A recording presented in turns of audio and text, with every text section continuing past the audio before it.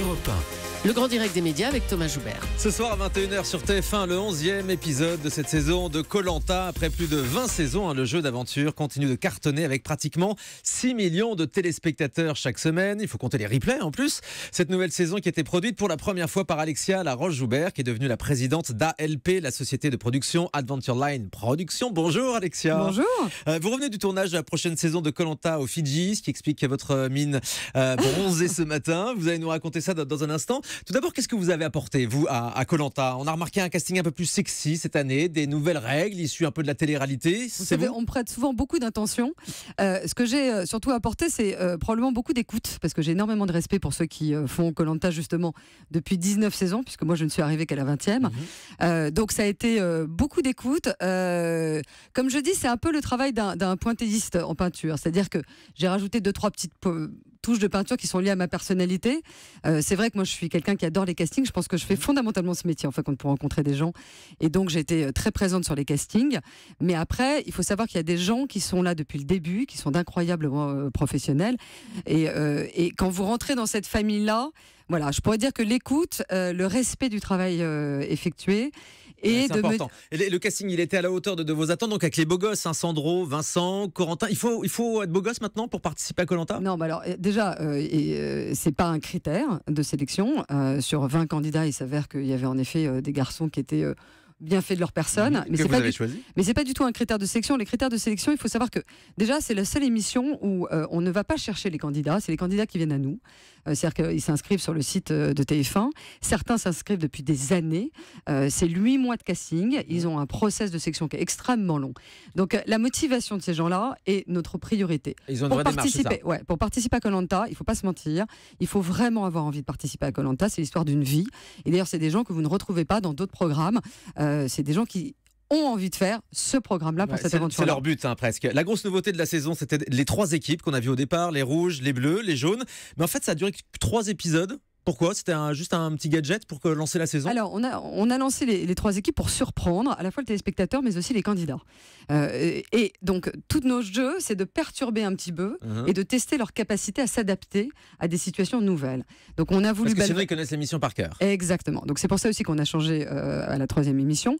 Et après, il y avait une histoire toute simple qui est une histoire numérique.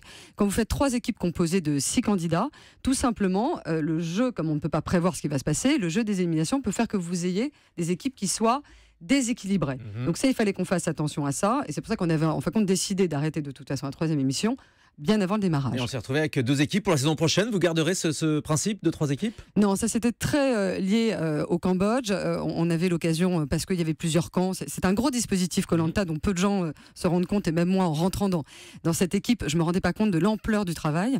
Non, c'était très exceptionnel. On avait toutes les situations de logistique pour le faire, ce qui ne veut pas dire que je ne le referai pas plus tard, mais là en l'occurrence la prochaine saison ça ne sera pas le cas. Vous avez donc tourné aux îles Fidji pour la prochaine saison. Il y aura des nouveautés de nouveau?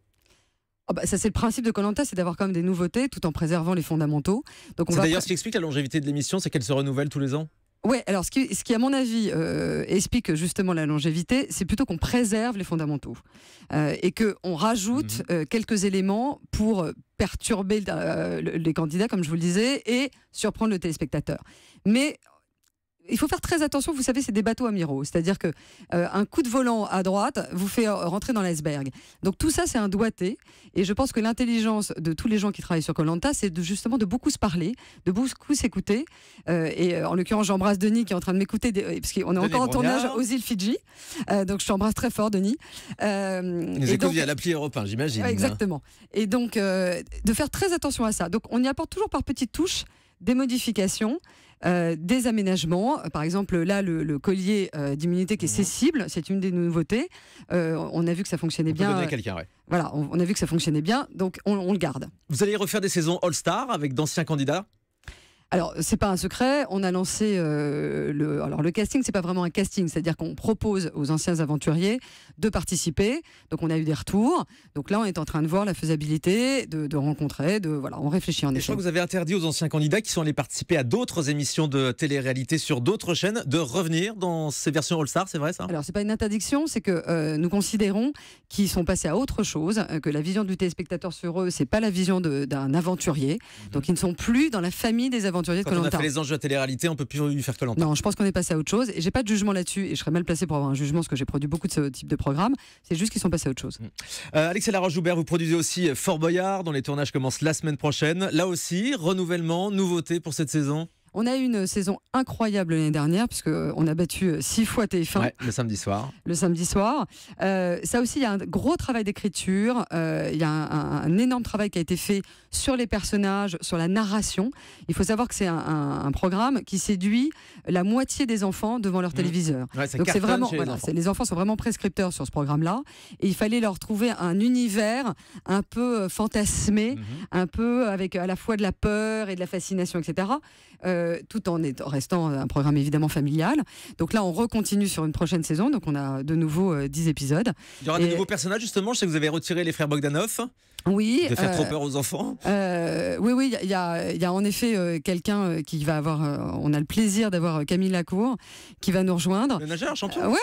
Dans la cage, donc ça on est très très très heureux, et puis il y a plein d'autres petites choses. Voilà, Willy Revelli, toujours là aussi dans son restaurant. Willy, tout le monde a envie de goûter à son restaurant. Et le père Foura, toujours là. On a annoncé, Alexia, dans un premier temps que Nabila allait participer à Fort Boyard cet été, mais que la direction de France 2 s'y est opposée, c'est vrai tout ça? Alors, ce qui est très bien, c'est que je crois que c'est bizarrement France 2 qui a annoncé Nabila. Il s'avère que la programmation n'était pas encore définitive. Comme j'ai dit, c'est comme un peu les cabinets ministériels. Il y a beaucoup de demandes et peu d'élus, ce qui ne veut pas dire que je ne ferai pas autre chose avec Nabila. C'est juste que là, sur cette saison-là, c'était pas l'occasion. On n'a pas eu l'occasion de le faire. Nabila dit que la production l'avait supplié de participer à Fort Boyard cet été. Je pense pas qu'on supplie parce que c'est un programme qui quand même... il y a une véritable adhésion à ce programme-là et les gens sont très contents de venir sur Fort Boyard. Donc je ne pense pas qu'on supplie les gens de venir sur Fort Boyard. Après, c'est vrai que très clairement une demande lui a été faite. C'est vrai qu'elle a accepté et c'est vrai qu'on a réfléchi et qu'après on s'est dit... Et qu'il y a eu un veto donc de France 2, de Caroline Gott. Il y a eu des échanges avec la direction de France. Pour quelle Télévisions. raison? Problème d'image?